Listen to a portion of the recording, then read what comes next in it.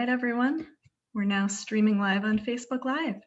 Thank you so much for joining NNEDV today, and I'll turn it over to our President and CEO, Deborah J. Vagans, and we'll go ahead and get started. Thank you so much, Laura. Welcome everyone to NNEDV's Domestic Violence Counts Report virtual congressional briefing. I'm Deborah Vagans, President and CEO of the National Network to End Domestic Violence, which is dedicated to creating a social, political, and economic environment in which domestic violence no longer exists. Founded over 30 years ago, we represent the state and territorial domestic violence coalitions, who in turn represent their 2,000 member programs and the millions of domestic violence survivors they serve and advocate for each year. Today, we are releasing our annual Domestic Violence Counts report. This annual report is a snapshot of an unduplicated count taken in a 24-hour period that documents the number of individuals who sought domestic violence services, the types of services requested, the number of service requests that unfortunately went unmet because of a lack of resources, and the barriers that domestic violence programs face as they strive to provide services to victims.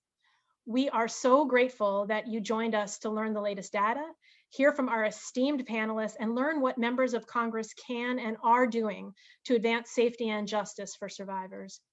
We welcome all the congressional staff, members of the administration, survivors, funders, press, state coalitions, fellow advocacy organizations, and interested folks who are joining us via live stream. And we really want to express our gratitude to the nation's domestic violence programs for all that you do every day to keep survivors safe. Please join me in appreciating and thanking the NNEDV folks behind the DV Counts report. Our DV Counts cross team, our communications team, our policy team, the work that they've done has just been tremendous. They've collected and analyzed data from hundreds of participating programs, developed the report, shared it with policymakers nationwide. We also want to thank Facebook and the Allstate Foundation for their generous support of the report.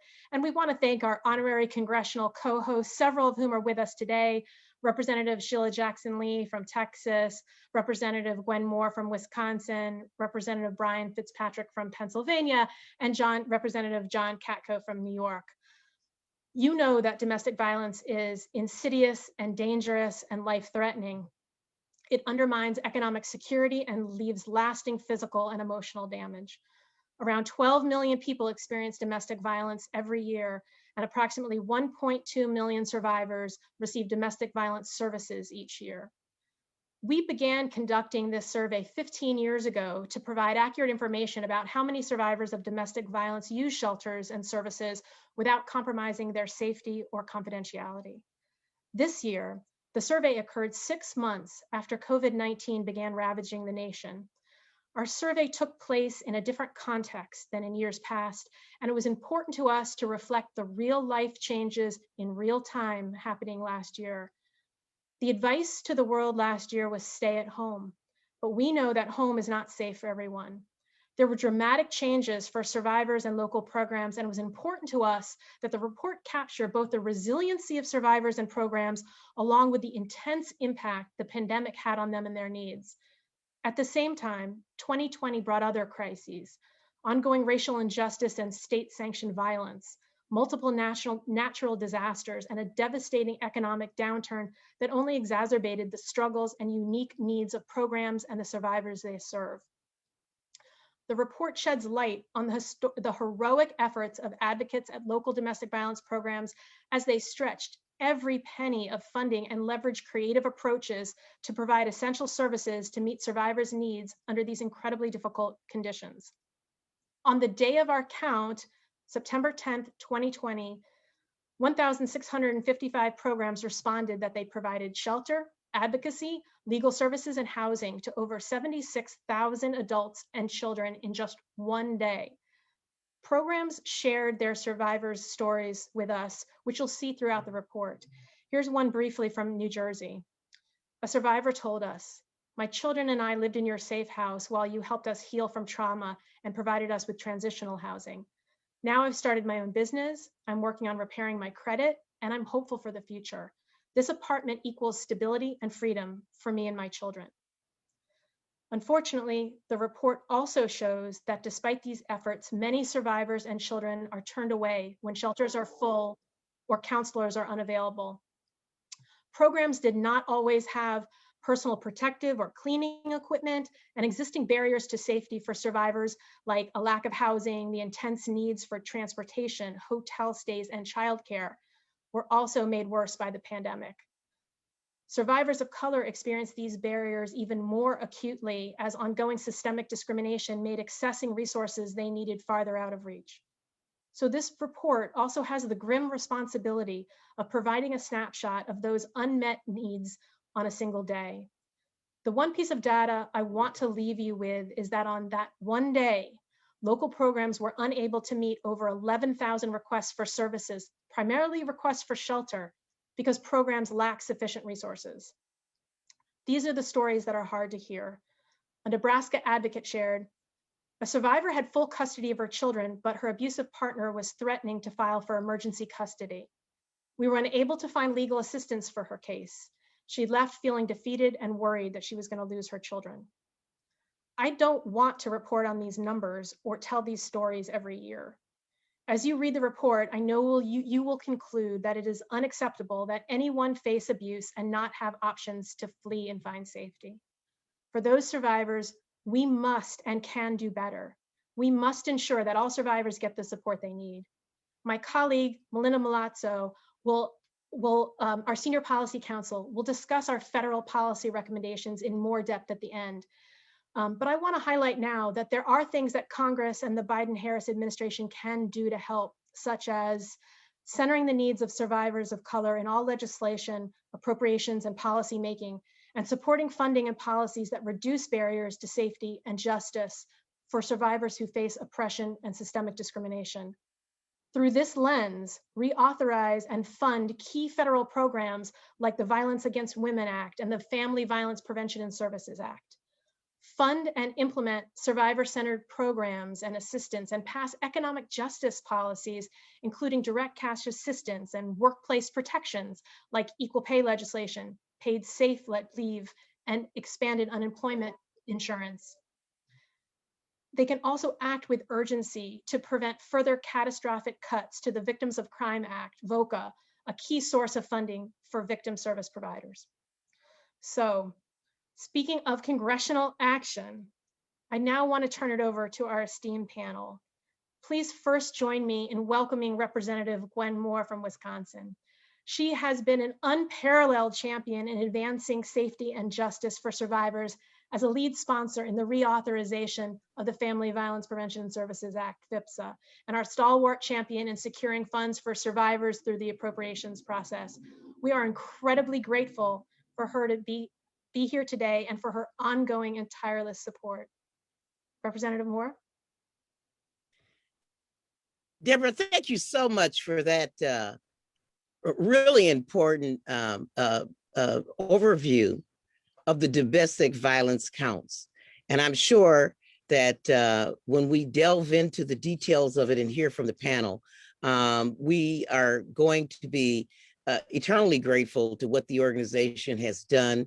And really, we're going to be more resolute in making sure that we bring home more education, information, and resources to address this malignancy in our society. I just want to thank you for having me again here with the National Network to End Domestic Violence Counts report.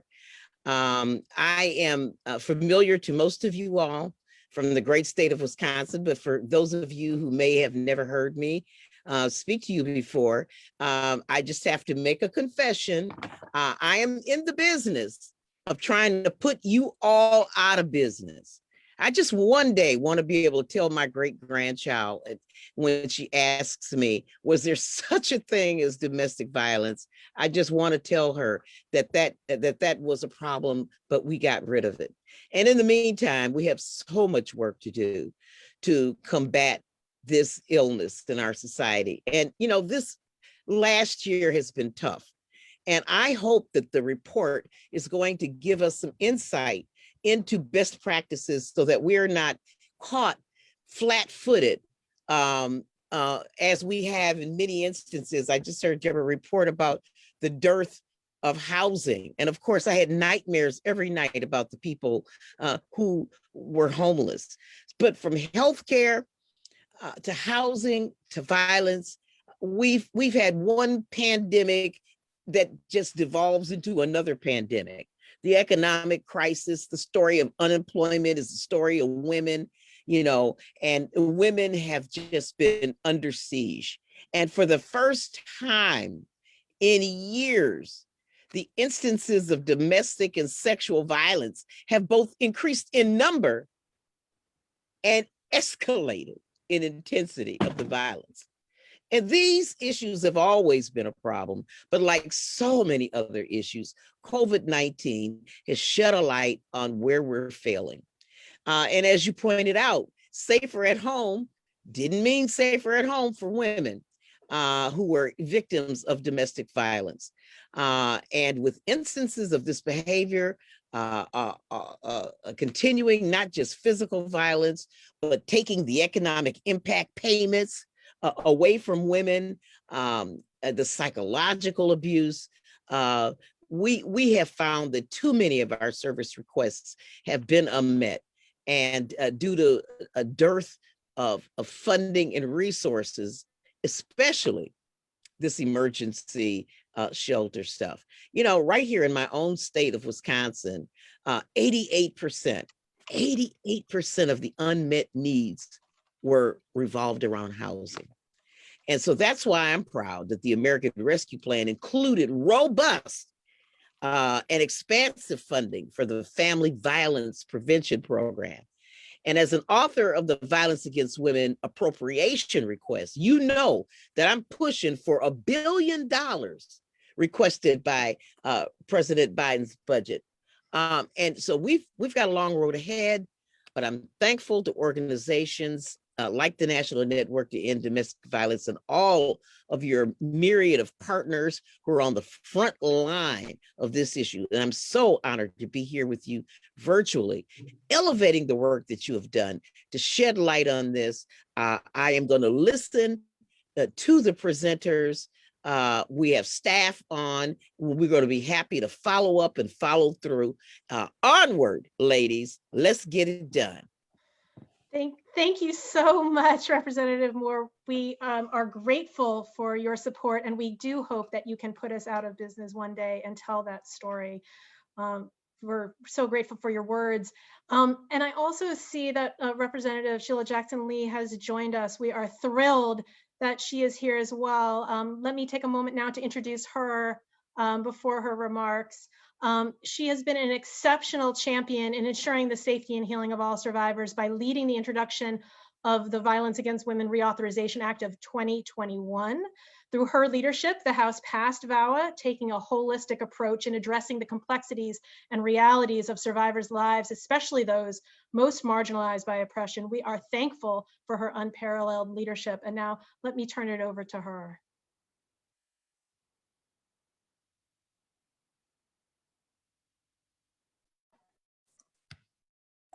I've just landed. Thank you so very much for your courtesy. Let me acknowledge Brian Fitzpatrick, who I know has been a strong supporter for this, and as well, let me acknowledge my dear friend Glenn Moore, who likewise we have worked together quite extensively on the question of dealing with this issue of domestic violence. And I'm moving around because I've got some additional things that I'd like to share. I authored the legislation that was passed in 2019 and now again in 2021. I'm delighted that we have authored a bill that was based upon the works of so many experienced domestic violence in their life, but also the advocacy groups that comprise viewpoints from around the nation. And so I first have to thank all of our advocates for their tireless efforts in continuing to help the conversations go forward on the reauthorization that did pass the House in this last session, 116th Congress, and was actually blocked by the Republicans when it was first introduced. And now again, we were able to happily pass with our advocates in the House, members of Congress, and as well our advocates on the outside. It is a product, as I said, born of the importance of dealing with saving lives.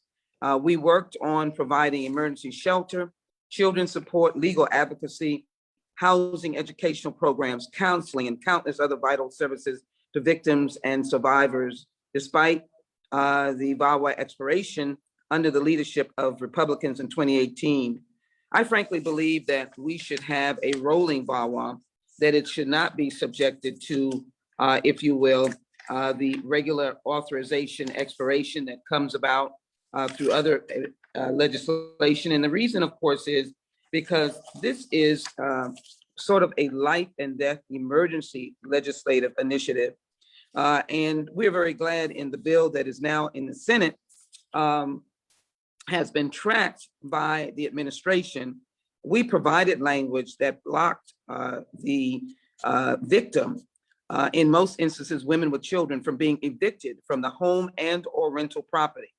And that is to keep them in a safe haven and let the perpetrator, the abuser, have to move, even if that individual name was on the lease and or mortgage. That is a great monumental step.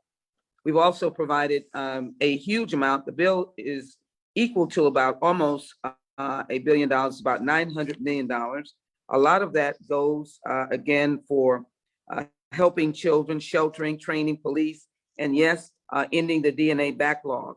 I'm delighted that the Samara bill that I authored deals with pregnant women in prison and allows for a pilot program to ensure that they could bond with their babies for 6 months. We know the conditions of pregnant women. They are in jail and sometimes pregnant for abusive circumstances, but they are keeping the baby. And we know that the bonding is so very important because we have evidence of the separation of a baby just creates a cycle of which none of us would want to be a part of. 35.10% of women in Texas and 34.5% of men are subjected to domestic violence. One of the things that we hope to get out of the passage of the VAWA bill, and of course, working with Congresswoman Moore as we move forward on the funding in the appropriations process, but it is always important to have authorization.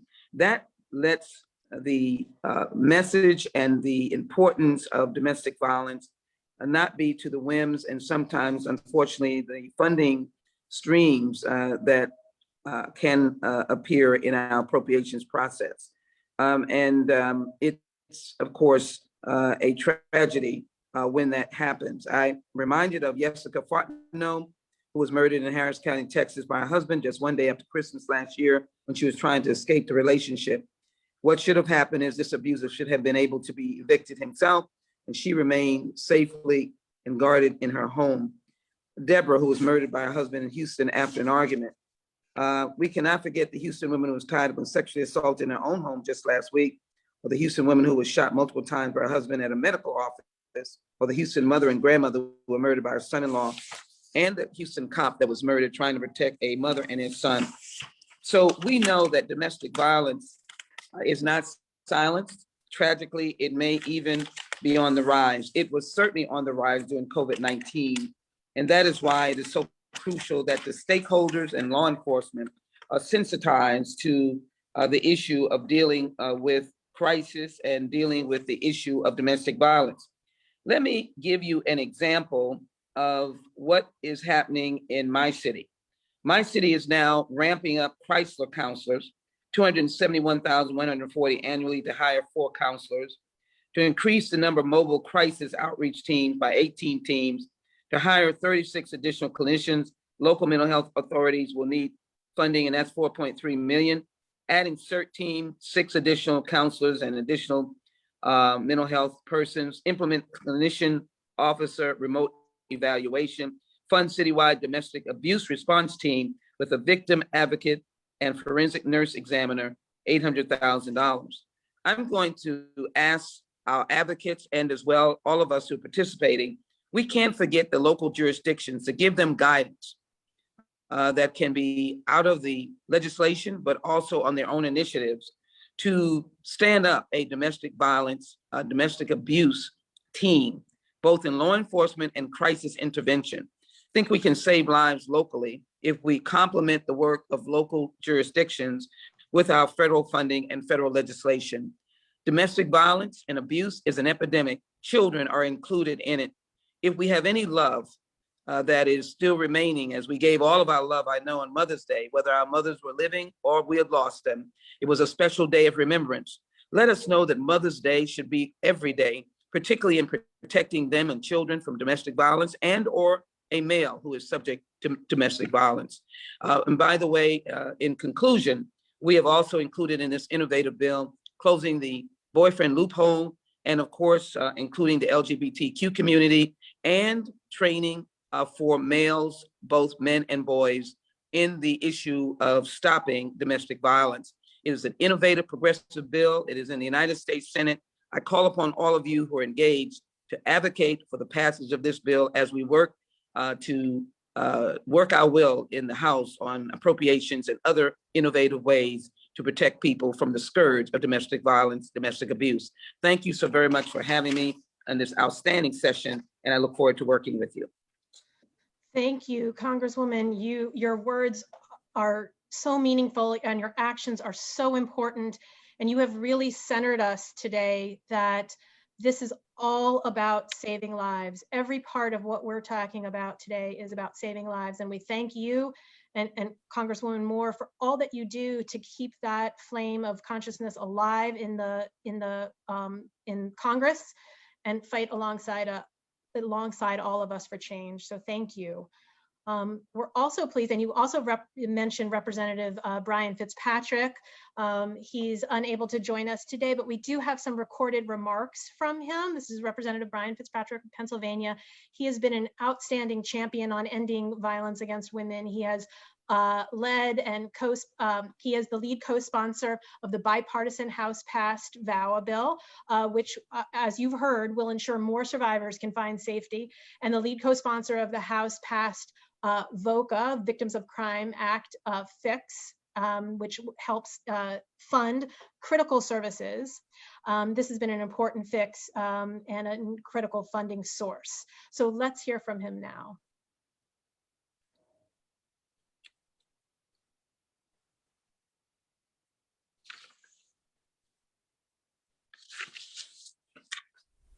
Hey everyone, Congressman Brian Fitzpatrick here, and thank you for the opportunity to join the National Network to End Domestic Violence for the release of the 15th Annual Domestic Violence Counts Report. Unfortunately, domestic violence is an issue that has become too common in our society. Families have been broken apart and people have lost their lives to the scourge of domestic violence. With people across our nation complying with stay-at-home orders, law enforcement unfortunately has seen an increase in the number of domestic violence calls they are receiving. However, it's not just physical abuse that affects people. It can also be verbal abuse, stalking, and bullying, behaviors that might not be immediately obvious. We must address this situation immediately and support efforts to secure safe housing for domestic violence victims, their children, and their pets.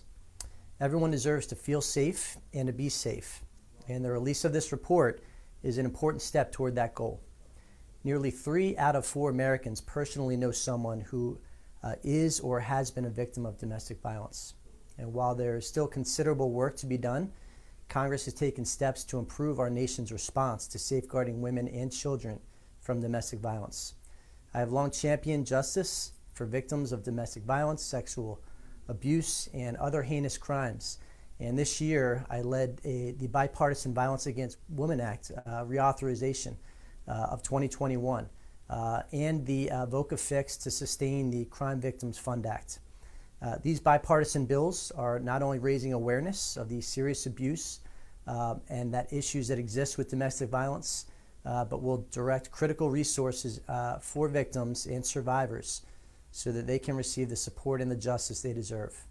Studies show that in addition to the number of women and men who will suffer from domestic violence in their lifetimes, children and young adults are most at risk of violence, and men and women of all racial, social, religious affiliations, age, ethnicity, and socioeconomic groups are affected by this dangerous epidemic. Now is the time to take a stand. We need to support survivors and speak out against violence. Thank you and God bless.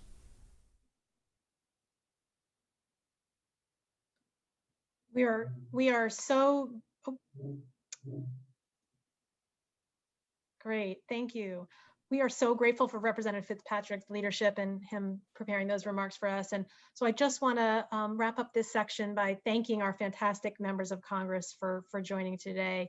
And please continue the great work. And we are with you and behind you and support you. So thank you. I'd now like to turn it over to our esteemed panelists. I'm going to do some short bios and then turn it over to them. We first have Saida Hernandez.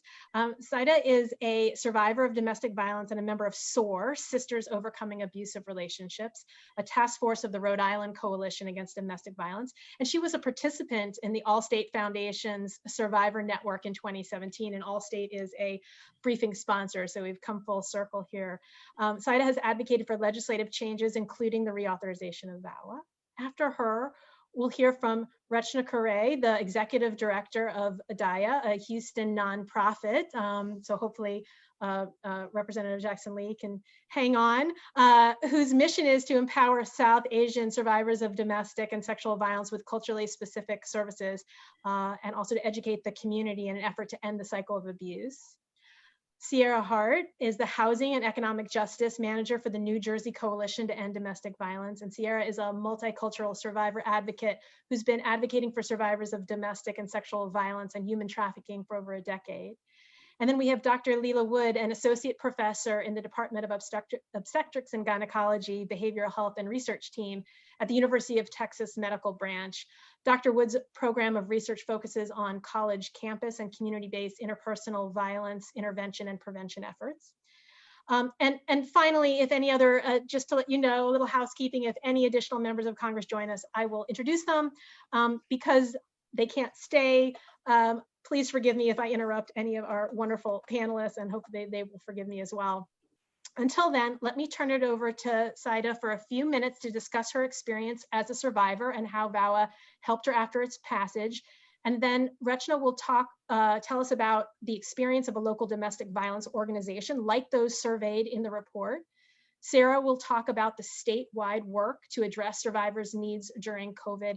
And Dr. Wood will share her timely research, which complements the data in the Domestic Violence Counts report, highlighting the vital role of services and resources that they play in survivor safety. And finally, we will hear from Melina from our policy team about the actions that policymakers can take. And then we'll open it up for questions if there's time, and I'll bring us all back to wrap up, and we hope to close around 3:15. So Saida, over to you. Thank you. Good afternoon. My name is Saida Hernandez. I am a member of SOAR, Sisters Overcoming Abusive Relationships. SOAR is a task force of the Rhode Island Coalition Against Domestic Violence, made up of survivors, including myself. I was only 19 when I met the man who abused me. I moved in with him for what was supposed to be a temporary stay. The abuse escalated soon after I moved in with him. He controlled everything from my money to how I dressed to where I was allowed to go and who I was allowed to visit. I was afraid of him. He was so big, I knew he could kill me with his bare hands. I also knew he was a drug dealer and owned guns, and he had no problem using them if he had to.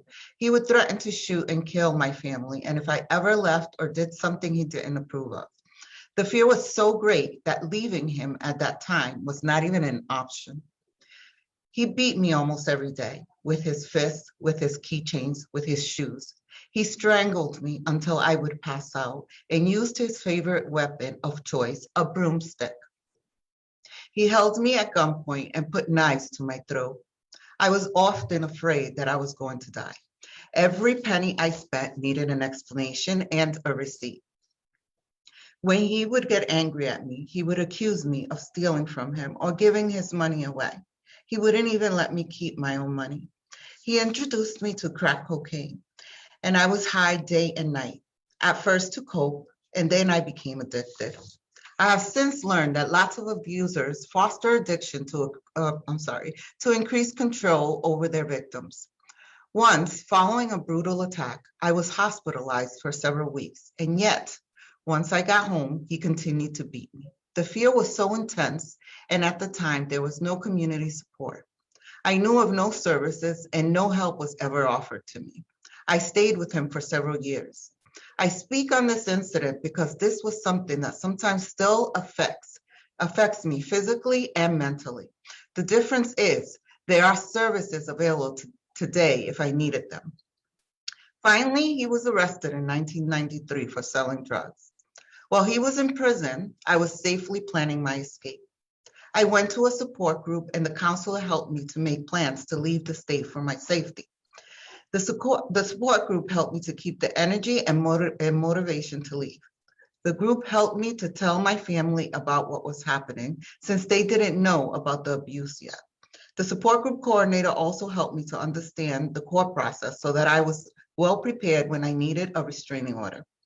When he was about to be released, I went to get a restraining order at the courthouse in April of 1995, just 1 year after VAWA was passed. A court advocate introduced herself to me, and I begged her to ask the clerk to call me first so I could leave the courthouse before he showed up. I was afraid he would kill me if he saw me in the parking lot. The restraining order was approved for 3 years. The courthouse staff got me to safety. I moved to Massachusetts to hide for another year, and slowly I started to rebuild my life. Today, I am sharing a piece of my story with you because when this abuse was happening, services did not exist. In 1993, I didn't even know the term domestic violence because of the lack of education. Funding for domestic violence services changed that. Because there were no services at that time, no one knew about domestic violence, including my neighbor. I recall my neighbor complaining to our landlord about the noise in my apartment, the yelling, the screaming, the crying, because of him beating me. What if instead of telling the landlord, she knew about the services for victims of domestic violence and called the police? There were so many signs of what was happening to me. I wonder how my story would have been different if someone had recognized the signs and stepped in to offer me help. It's all of our responsibility to help when someone's in trouble. As you can see from listening to my story, it was the services available at that time that empowered me to leave.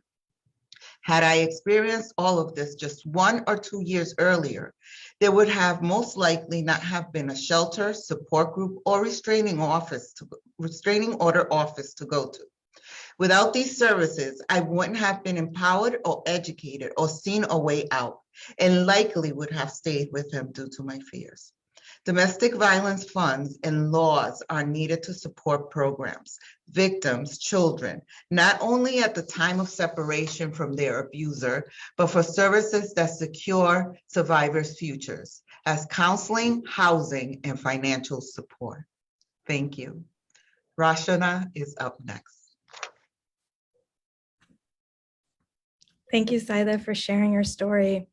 Good afternoon. My name is Rachna Kray, and I am the Executive Director of DAYA, a Houston-based nonprofit that empowers South Asian survivors of domestic and sexual violence with culturally specific services. Thank you so much for giving me the opportunity today to uplift the realities of survivors in our community.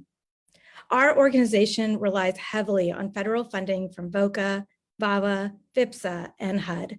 We participate in the DV count census every year, but this year, between the increase in anti-Asian hate incidents, ongoing anti-immigrant rhetoric, the global pandemic, and unprecedented winter storm across Texas, survivors in our community are facing compounding crises.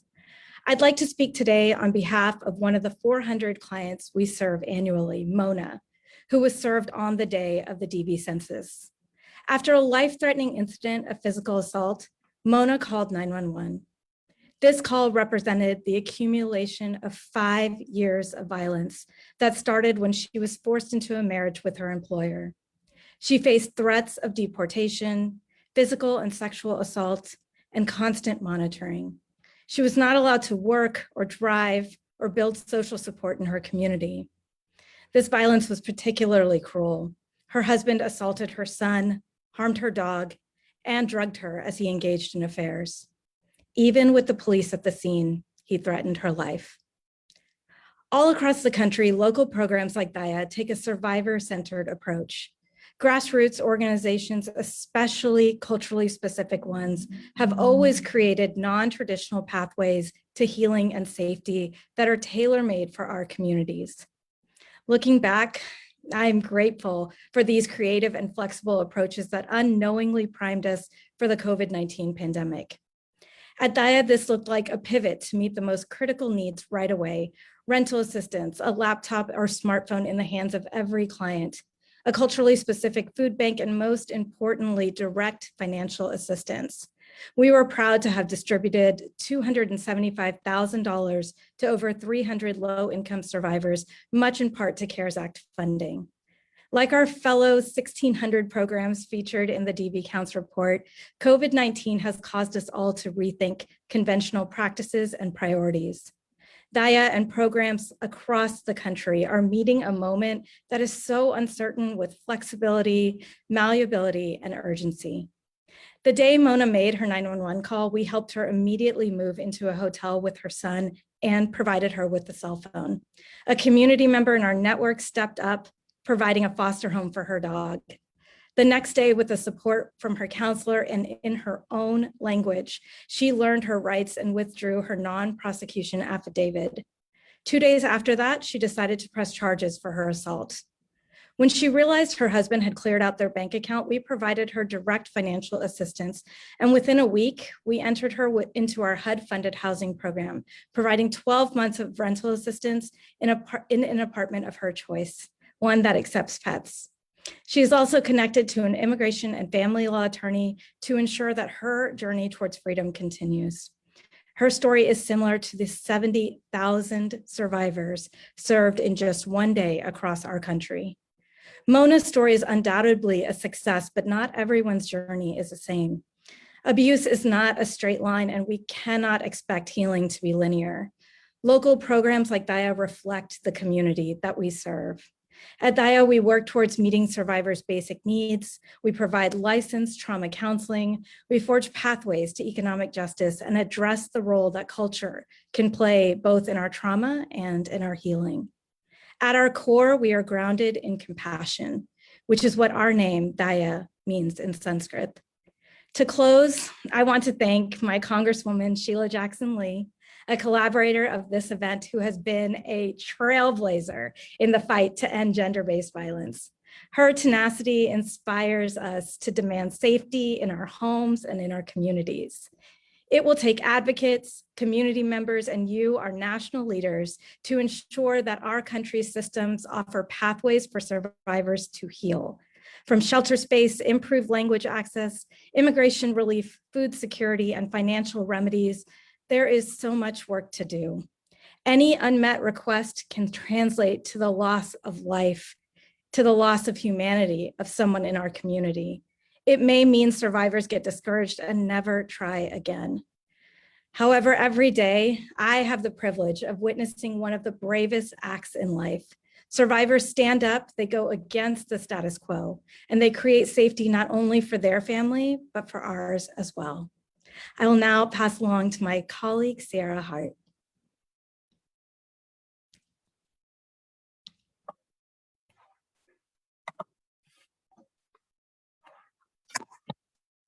Hello, everyone. I'm honored to be before you today to share experiences of coalitions, domestic violence programs, and survivors. I am the Housing and Economic Justice Manager at the New Jersey Coalition to End Domestic Violence. The coalition is a statewide advocacy organization that includes a membership of 28 domestic violence organizations across New Jersey, including culturally specific organizations. We work to fulfill our mission to end domestic violence through advocacy, training, technical assistance, and raising public awareness and about domestic violence and the ways we can work together to enhance our responses and prevent domestic violence in New Jersey, stopping it before it starts. Well, how can I describe the pivot the coalition had to take to support advocates and survivors during these uncertain and unprecedented times? Flexibility. When COVID hit, we were tasked with finding innovative ways to not only help advocates in our member programs, but survivors as well. Coalitions across the country understood that the number of survivors and children needing advocacy, housing, and support would increase and exceed our member programs' capacity. One of the first things we strategized around in New Jersey was housing. We understood that survivors were going to have an increasing need to access the basics such as housing and food. In order to ensure survivors and their children and their pets still had access to safe housing options while following COVID guidelines and minimizing the spread of COVID, the coalition, in partnership with the New Jersey Division on Women, was able to create a step-by-step process to safely house survivors' children and their pets in hotel and motel placements. When we talk about flexibility, FIPSA, FEMA, and VOCA funding allowed programs statewide to offer emergency safe housing options to survivors. VOCA funding allowed me the flexibility to be on call 24/7, supporting advocates and survivors with hotel and motel placements. The coalition, domestic violence providers, and culturally specific organizations continue to address the housing needs of hundreds of survivors and children with the assistance of FIPSA, FEMA, and VOCA funding. Through our initial work, the coalition documented the need for flexible funding to support the survivors and children who were impacted by COVID and domestic violence. By explaining the need and our program model, the coalition worked in partnership with the New Jersey Attorney General's office to secure $500,000 per county, totaling $10.5 million in VOCA funding. This flexible VOCA funding has been critical in hiring housing coordinators to help survivors navigate the complexities of housing and for domestic violence programs and culturally specific organizations to assist survivors impacted by COVID with relocation costs, utility assistance, furniture, rental arrears, transportation, and childcare. Domestic violence is a leading cause of homelessness for mothers and children. With flexible VOCA funding, the coalition and advocates statewide have been able to meet the needs of hundreds of survivors. Flexibility has truly been key to ensure survivors have access to equitable housing options. Along with this, the coalition continues to work to support advocates statewide. We identified the immediate needs of frontline domestic violence advocates and quickly responded by providing masks, cleaning supplies, PPE, and food. The coalition worked tirelessly to ensure survivors had access to legal advocacy while the courts were temporarily shut down or largely remote. The coalition worked to reduce the digital divide and increase safety by providing tablets, cell phones, and ensuring internet access to survivors in need. As the violence in the homes of survivors escalated, the coalition provided technical assistance to advocates around safety planning during COVID, as COVID added additional dangers that required a unique and thoughtful perspective to increase the likelihood of financial, physical, and emotional safety. Amidst the rapid and emergent changes, domestic violence programs continue to work to fill open positions due to staff turnover. Advocates go above and beyond, adapting their service provision to meet survivors' immediate needs, delivering meals and providing remote case management, ensuring language access, staying 2 weeks in shelter to reduce the spread of COVID, and learning new technology to continue group and individual therapies. We are grateful for federal funding such as FEMA and flexible VOCA funding. Without it, I wouldn't have this role as the Housing and Economic Justice Manager at the coalition. We continue to advocate for additional flexible funding to address the needs of survivors, including financial stability, food security, transportation, legal representation, childcare, technology, internet access, and housing options for survivors and their children. More than ever, we need longer-term rental assistance paired with services to ensure survivors are able to continue to be housed, because not only is housing a basic need and a human right, housing equals safety, stability, and well-being for survivors and their children. The coalition community and domestic violence programs are ready and willing to utilize federal resources. In closing, I will leave you with the words from a family that is now safely living in affordable, safe housing because of our VOCA funded program. The mother shared, "I want to thank the coalition for working as a team with a local program to provide me and my children with a place to sleep in the hotel when I left my abuser at 3 a.m. in the morning. I want to thank the the advocates at the domestic violence program because they supported us in so many ways, including providing counseling for me and the children, helping me navigate the legal system, providing housing assistance and case management. I am also grateful for the programs being able to help me to fix my vehicle and for assisting me with rental assistance. We now live in a place we call home. If we had not received this help, I do not know where I would be. We are finally free. And now I turn this over to Dr. Leela Wood. Thank you. Thank you so much. Good afternoon, and thank you for joining us today to talk about domestic violence and the community programs working with survivors from infants to our elders. My name is Dr. Leela Wood from the Center for Violence Prevention at the University of Texas Medical Branch. Prior to my role as a researcher, I worked in community-based domestic violence, or DV, programs for more than 10 years. Thank you to NNEDV for inviting me to be part of this important event. In the words of a survivor I interviewed, COVID-19 made everything way worse. The pandemic has been incredibly difficult, but for DV survivors, it has been a cascade of multiple crises. Along with my colleagues at the center, I have been engaged in multiple research projects focused on DV services during the COVID-19 pandemic. I'm here to talk about what we have learned over the last 15 months about the impact of COVID-19 on DV survivors, and to share what our data suggests about the critical role of DV programs in our national recovery from the pandemic. Prior to COVID-19, extensive research documented the economic and health consequences of DV on survivors and their children.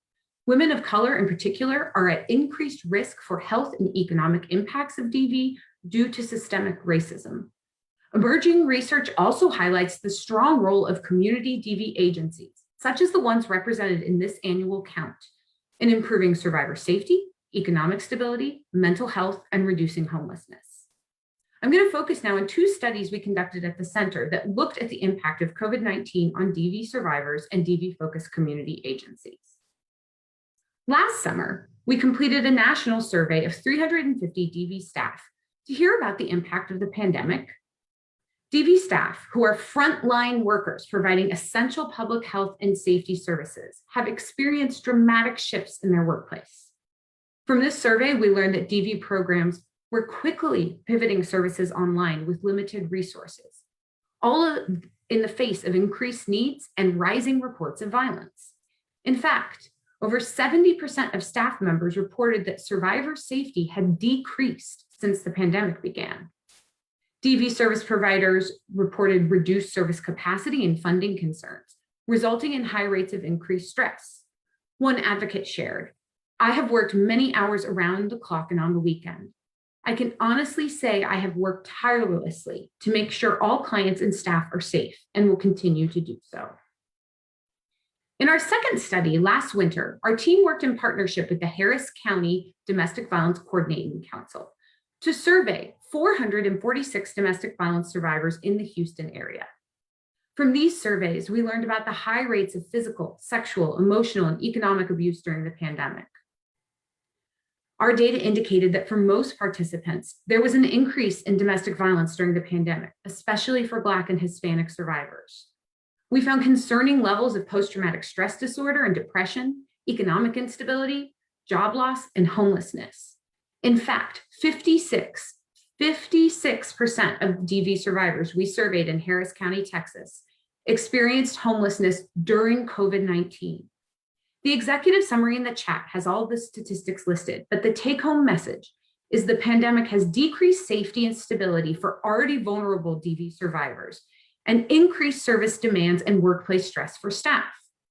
Long-term services like housing, advocacy, counseling, and legal aid are needed for healing, stability, and to prevent future violence. Domestic violence services played a vital role in addressing survivor needs during the pandemic. 1/3 of the people we surveyed in Harris County had used DV services like shelter, counseling, and emergency hotline. For those that used services, they overwhelmingly reported reductions in violence, increased safety, and having needs met. One survivor shared about her local DV program. "They're amazing here. I have a really good caseworker, and right away she helped me. She got me this job that I'm at currently. I made it through because I'm here. In particular, housing vouchers and cash assistance, facilitated by DV programs, and federal and local stimulus checks were literally life-saving for survivors we surveyed. The evidence is clear. These DV programs will provide mutual public health and safety benefit in our long-term recovery from COVID-19. Policy and resources that are focused on housing and cash assistance, especially when matched with DV support services, can end cycles of abuse and poverty for vulnerable families. I would also urge you to support research and evaluation on DV community services and prevention initiatives, an area all too often ignored in scientific funding, to ensure survivors and their children are able to access high-quality, effective services that will address our collective goal to end domestic violence. To conclude, domestic violence services are life-saving, and programs must have the resources they need to implement practice and technology innovations to address the long-term health, economic, and housing needs of survivors, and to support their stretched and stressed staff. Thank you so much for your time today. Up next is Melina Milazzo from NNEDV.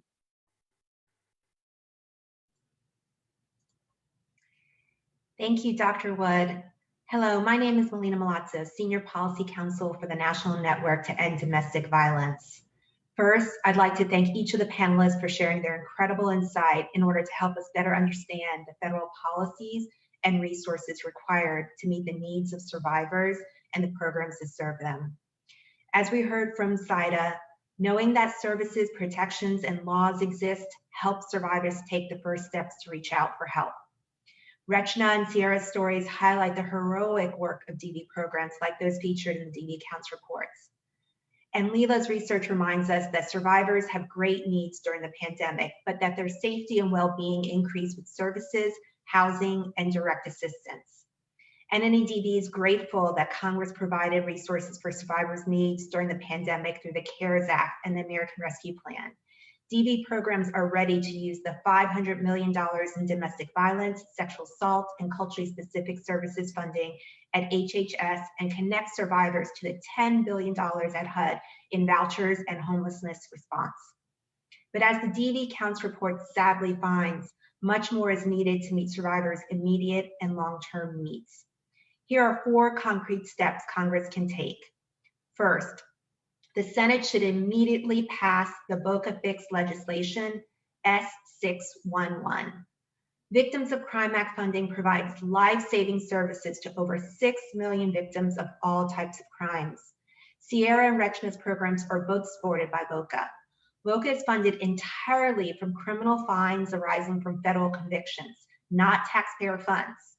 VOCA funds have significantly decreased because of a change in the way DOJ is prosecuting many of these white-collar crimes. As a result, funding for victim services has decreased drastically, with more devastating cuts to come that will lead to reduced services, staff layoff, or even closed programs if Congress does not act quickly. In March, the House passed with overwhelming bipartisan support H.R. 1652, the VOCA fix to sustain the Crime Victims Fund, which will help restore this critical source of funding for survivors who need housing, counseling, legal assistance, and more. We urge the Senate to pass the companion bill, S611, as a matter of urgency. Second, the Senate should urgently reauthorize the Violence Against Women Act with key enhancements and no rollbacks of current protections. VAWA creates and supports comprehensive responses to domestic violence, sexual assault, dating violence, and stalking.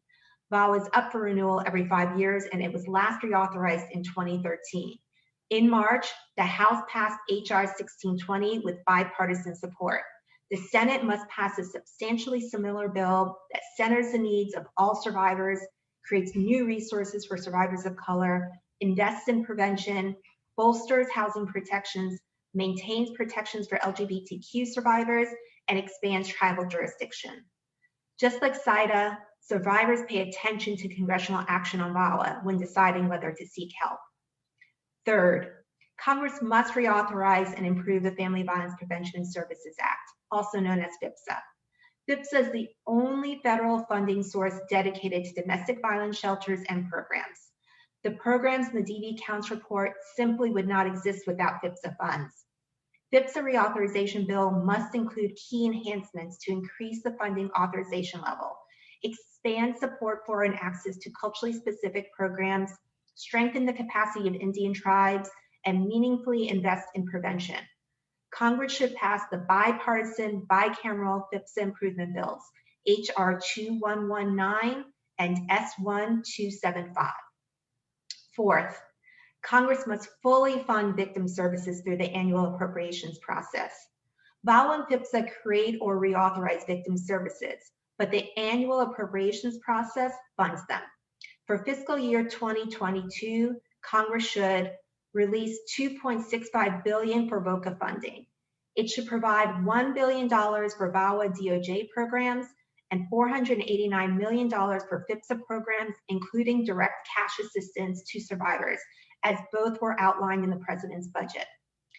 Congress should also provide $35 million for a new culturally specific services program to be administered by the FIPSA office at HHS, and it should provide $75 million for domestic and sexual violence bonus funds via HUD's Continuum of Care Homelessness Program. You can find more detailed information for the VOCA fix, VAWA and FIPSA reauthorization bills, as well as appropriation requests in the fact sheets provided in the chat and on NNEDV's website. Thank you. And now I would like to open it up for questions. If you have any questions, please feel free to add them in the Q&A box.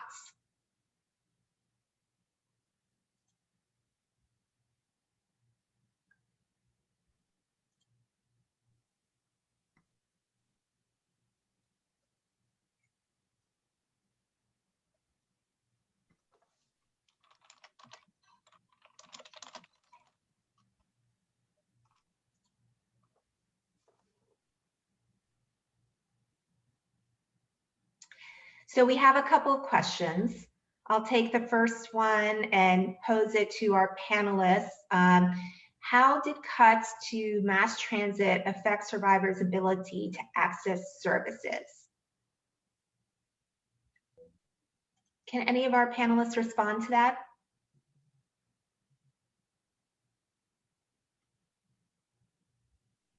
I can answer. This is Sierra. Go ahead, Sierra. Thank you. I know that for New Jersey, in a lot of the rural areas, we had to find innovative ways to address transportation needs for survivors. So again, we were using flexible funding to either order Ubers or Lyfts for survivors. At one point in one rural area, we were able to establish a connection with taxi companies, which I didn't even know existed anymore, to be able to get survivors moved to hotel, motel placements, and even just to safely get out of their homes, especially late at night and early in the morning when mass transit wasn't running. So I can speak to that. I'll just add that we, in our survey in Harris County, we found that about 50% of survivors had either insecure or no access to transportation. So transportation was a major issue, especially if you consider a large county like Harris County, where Rasha could talk more about this, but one side to another could take you an hour and a half. So rideshare was really important. And for some folks, it just meant they couldn't access services, especially non-residential services that might be in person. I would add to that, I would say rideshare definitely was the most important flexible service that we provided. We offered Lyft and Uber rides, and it was really helpful as people were coming from outside of Harris County, but still within the greater Houston area. And so that kind of flexibility allowed in our federal funding streams became critical for people to be able to come in and receive services. Great, thank you so much. Transportation was also a need that was identified in the DV Counts report this year. So the next question that's been posed is what can citizens do to be helpful? I can take a first stab at this and then I'll open it up to the panelists. One of the main things that citizens can do, Americans, if you live in the United States and you have a member of Congress, if you're fortunate enough to have a member of Congress, unlike some of us in Washington, D.C., that you can contact your member of Congress and ensure that they are centering the needs of survivors. Whether it's contacting your senator to make sure that they are co-sponsoring the VOCA legislative fix, S611, or ensuring that the Senate is going to take up a Valerie authorization bill, or contacting your member of Congress or your members of Congress to make sure that in the appropriations that are ongoing, that are underway as we speak, that there are sufficient resources dedicated to survivors and the programs that serve them. I don't know if others have some additional. Yeah. I was just going to jump in, Melina. Go ahead. Yes, absolutely. Use your voice, reach out to your members of Congress. And also you saw in the chat, Annalise has put in that we have our Get Involved toolkit, lots of ways to get involved, volunteering, donating, writing letters. And then we also have resources on our NNEDV.org website if you have friends or family who are going through abuse, how to have conversations, how to help. And of course, we have the hotlines, the National Domestic Violence Hotline information, the Women's Law, our legal helpline. If you need to have a legal information from lawyers answered, and there's also Strong Heart Native Helpline as well. So lots of resources if you need help. And I know that Rachna also has a helpline if she wants to talk about that as well.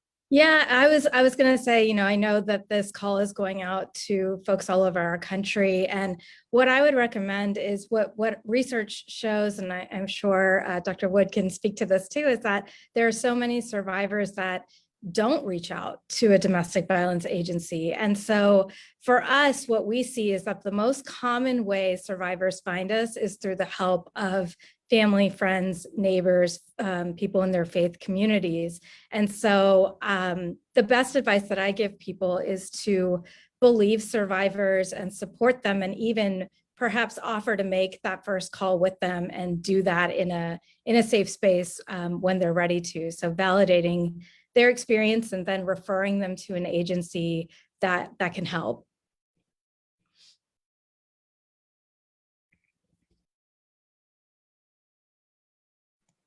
I just want to intervene. I was so happy. I was at the airport and I went into the toilet stall and saw a notice that if someone is making you feel uncomfortable, stay right where you are, call this number. I mean, I was just having a good time in the toilet and took a picture of it.